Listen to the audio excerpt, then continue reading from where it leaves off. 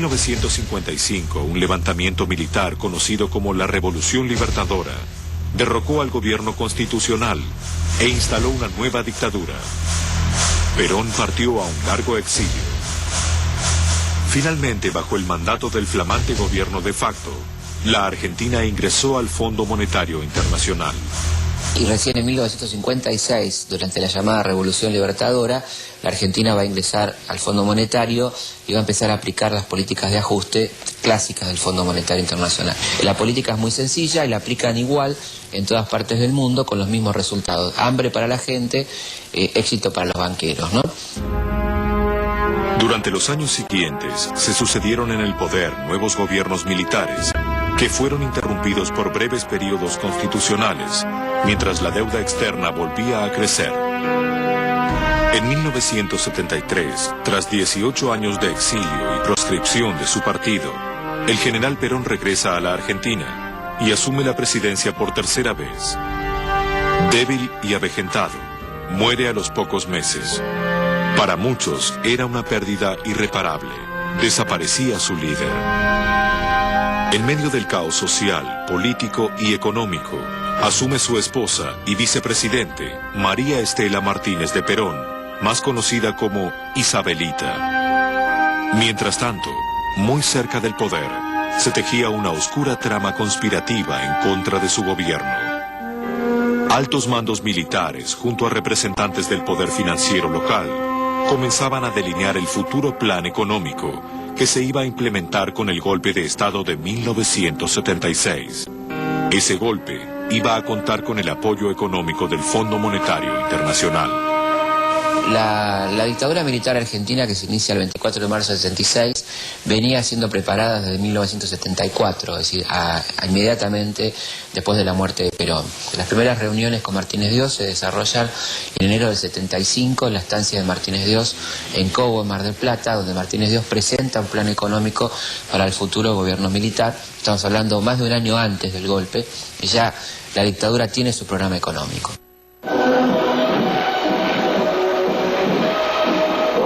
Número 1 de la Junta Militar. Se comunica a la población que a partir de la fecha el país se encuentra bajo el control operacional de la Junta Militar. El 24 de marzo de 1976, un nuevo golpe de Estado, el más sangriento de la historia argentina, depone a Isabel Perón y se apropia del poder. La conspiración había triunfado y Martínez de Hoz asumió el cargo de ministro de Economía.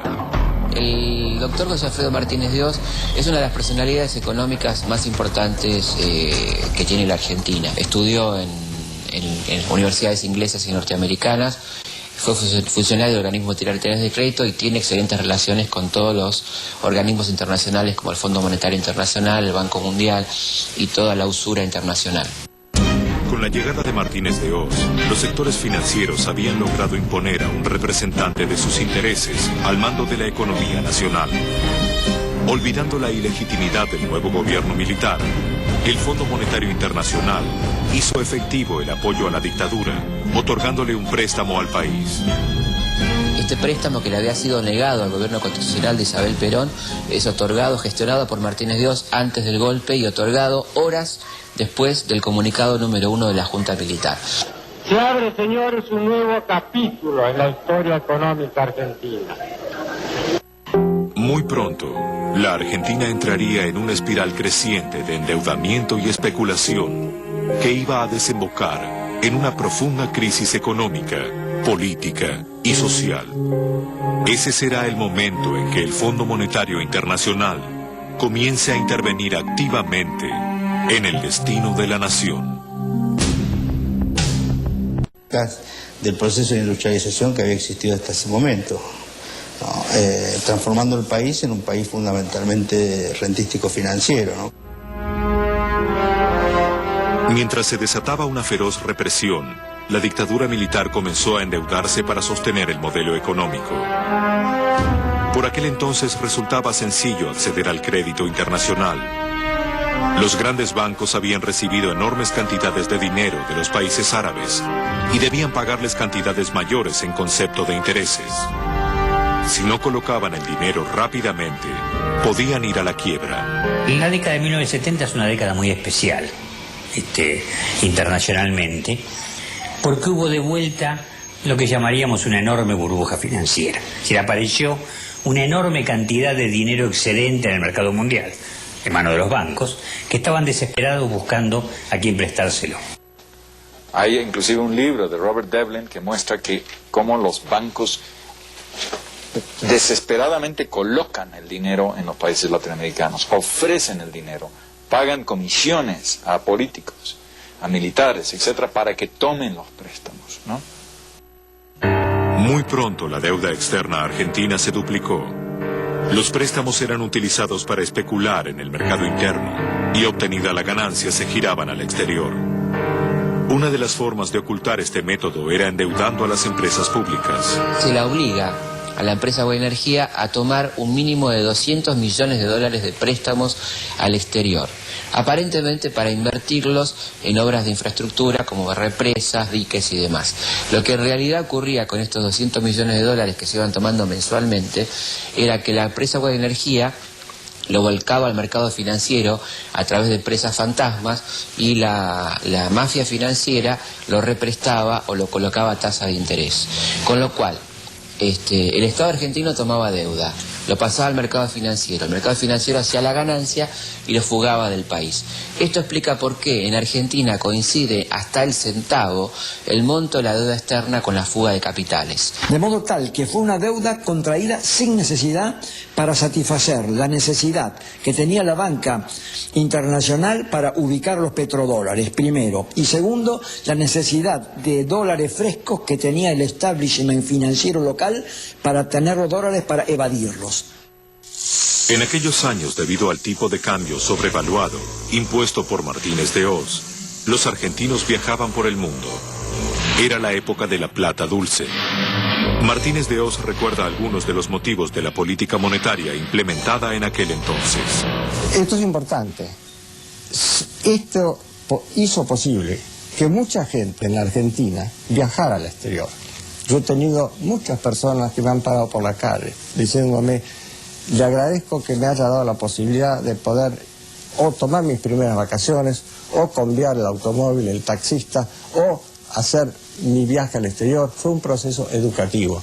Yo decía en esa época, si yo pudiera financiar el viaje al exterior de los 30 millones de argentinos, con gusto lo haría, porque les estaría dando una educación que nadie la va a quitar y la van a aplicar en beneficio del país y de su población.